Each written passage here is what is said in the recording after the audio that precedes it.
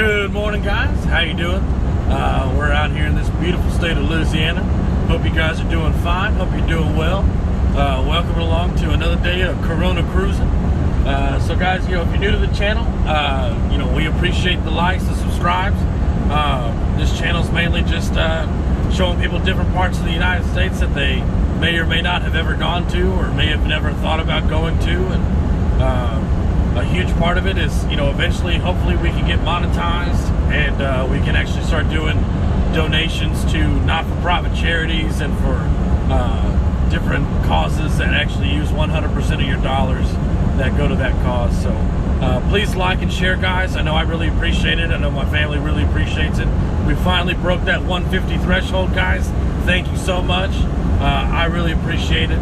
So moving on with today's video. Looks like we are in Louisiana, guys. A couple quick history things about Louisiana. So Louisiana was part of the Louisiana Purchase, obviously. That I want to say Thomas Jefferson purchased, and I want to say he purchased the Louisiana Purchase for I want to say 3 cents an acre from France. And man, I mean, if you guys ever Google what the Louisiana Purchase looks like, I want to say it stretches all the way up. It contained Louisiana straight up all the way up to Canada, and then all the way over to Montana, I believe. Montana or the Dakotas. I know it was one of those two, if not Idaho as well. So, I mean, 3 cents an acre, guys, that really triggered Manifest Destiny for the United States. That really triggered everyone moving west.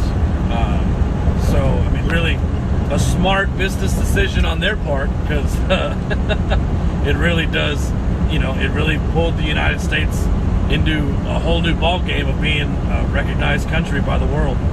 So that's a neat fact. And then New Orleans. Oh man, I got too many stories of New Orleans and Mardi Gras. I'll share those on a live stream one day.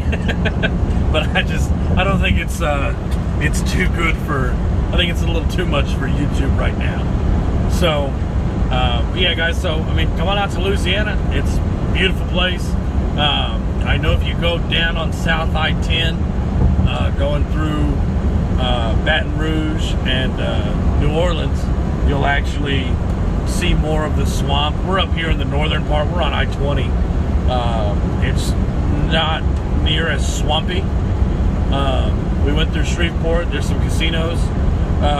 Quick public service announcement: Shreveport, please, for the love that is all, for the love that is all is holy, please fix your roads. I swear, I was bouncing around like popcorn this morning. So please, guys, fix your roads. It is truly, truly something to be inspired by, going on those roads. So just wanted to give a quick shout out. Schmidt, if you're watching this video, congratulations, bud. I saw you hit 10,000 subscribers. I saw you in your live stream last night. Really, really a good time, boss. Hey, maybe for 15,000, I'll let you borrow Bluebell, and I'll take first class for a little while. So, but yeah, guys. So today's video, I just wanted to talk about pre-trips, why they're important, and can it make a difference? And the answer is yes. I mean, a pre-trip can really make or break your whole day. I have a morning routine. I get up, I get changed. I look at the applications on my phone to see if whatever truck stop I'm at, to see if they have a shower available or not. I don't drink coffee. I just get up and take a shower. That's just how I function, I guess. So I usually get up and see if they have a shower available. I'll reserve a shower, get my stuff together, and then walk inside, go take a shower, maybe buy a morning drink, whether it's whatever that they have available for the day. But then I'll also come back to the truck and start the pre-trip. And some days I don't do a as in-depth pre-trip as I should, but I do at least check over the basic things. Look at your tires, look at your brakes, look at your fluids, because when you're hooked up to the same trailer and the same truck for months on end, I mean, guys, you can tell if something's wrong. I mean, just by feeling it in the steering wheel. Same thing with your own personal car. So, you know, you guys are driving along and you start hearing noises that you've never heard before. Typically, that's a sign that, you know, there's something going on. So, anytime I walk away from the truck, I always come back. I always make sure my fifth wheel is still attached. I always make sure, hey guys, free boat. I always make sure that, you know, no one pulled my kingpin. I always make sure that, you know, my tires are all inflated. You know, just a quick glance, you know. And that's, you know, every time I walk away from the truck, because I've seen too many times, you know, someone did something to someone else or someone got upset and there's a truck sitting in a fuel island for too long and they're not there, and someone walks out, pulls that kingpin, and whoever comes back to it doesn't realize that their kingpin is pulled, and they pull forward and they drop that trailer. And, you know, obviously if you're a company driver, I mean, you got to call your company and tell them that, you know, you dropped a trailer in the middle of a fuel island, and I can guarantee they're not going to be too happy with you. But even as an owner-operator, I mean, you drop a trailer and you got a load, or even if it's unloaded, you can bend that landing gear, you can damage your trailer, you can damage your truck. So, I mean, there's, you know, a number of things that can happen, guys, you know, and really just damaging equipment. Let me go ahead and just shift this way for you guys, that way you don't have to stare at the sun. But, yeah, I mean, so even just looking at the basic things, you know, checking your tires, guys. I mean, there's a lot of weight on these tires. There's a lot of, you know, you're rolling over thousands and thousands of miles with these tires. And, you know, your brakes, you know, you got to be able to stop. You know, if you're going up and down a bunch of mountains, you know, check your brakes in the morning. You know, let your brakes cool off and, you know, check them. Make sure that they're still there. Make sure that they still operate properly. Make sure that they're still holding pressure. So that's going to be a huge part of that, guys. So yesterday I did kind of call it an early day.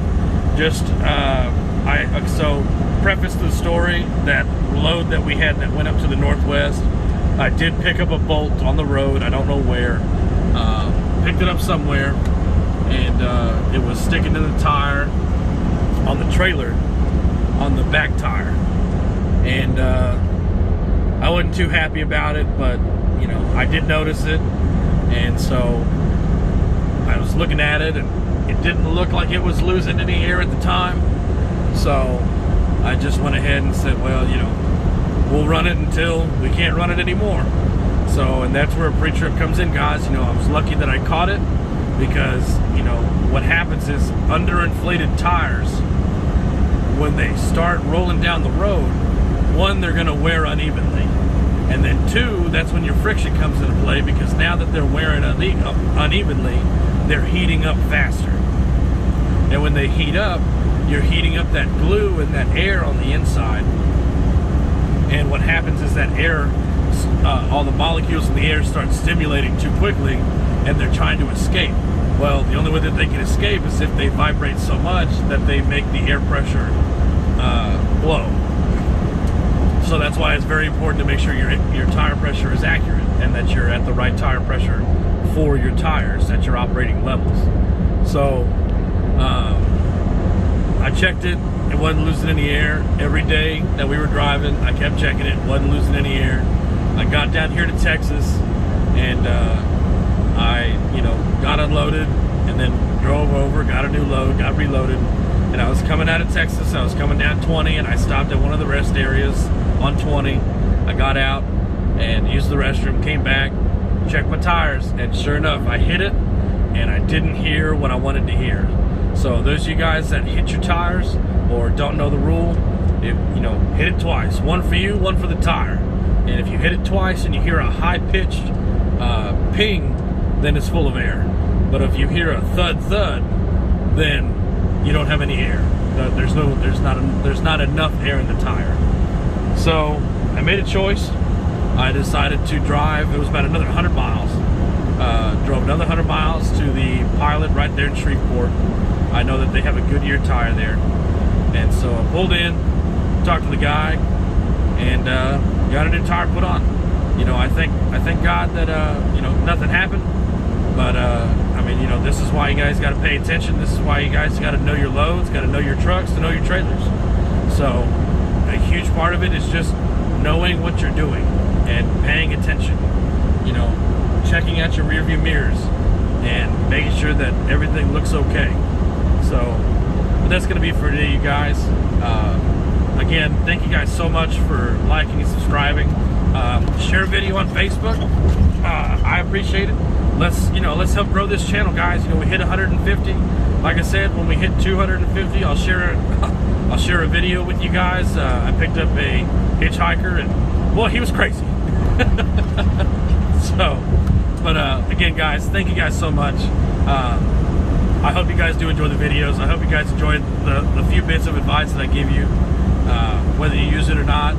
But I mean, I hope you guys do, because I mean, it's going to save you in the long run. You know, if you guys start noticing things, you know, see something, say something. You know, if you guys see a tire low on air, you know, get it fixed. You know, and yeah, it sucks because it's going to cost money if you're an owner operator, but it's going to cost a whole lot more money if you blow a tire and the whole trailer rolls, or if you blow a tire and it breaks something. You know, I mean, if it took my mud flap, or took my rear bumper, or took, you know, electrical wires, or, I mean, you never know. I mean, when those tires go, they go, you know. So just pay attention to your stuff, guys. Pay attention to your trucks. Pay attention to how they ride, and just, you know, do a pre-trip, do a walk around, do a post-trip, you know. Make sure that all your lights are still working. You know, there was a guy that came in from the road last night and parked across from me, and he had his hazards on, and his driver's side blinker wasn't working. So I got out, walked over to him, and I let him know. I said, "Hey man, your front blinker's out." He's like, "Oh shit, man, I appreciate it." And sure enough, he had spare bulbs, as you should carry, spare bulbs, spare fuses. He got out, popped his hood, put a new bulb, called it a day. You know, took him all at 10 minutes. And that 10 minutes is going to save you in the long run, because if a DOT officer sees that, or a cop sees that, you know, they're going to pull you into a scale, or they're going to flag you over on the side of the road, and they're going to do an inspection. And then it's going to take your time, you're going to get a ticket, and whatever else he can find. So, at the end of the day, guys, it's just about being safe. It's just about doing what you're supposed to be doing. So, let's all have a little bit of integrity today. Let's all have a good day. And remember, every day's a good day as long as you're above ground and you got air in your tires. So, all right, guys. God bless.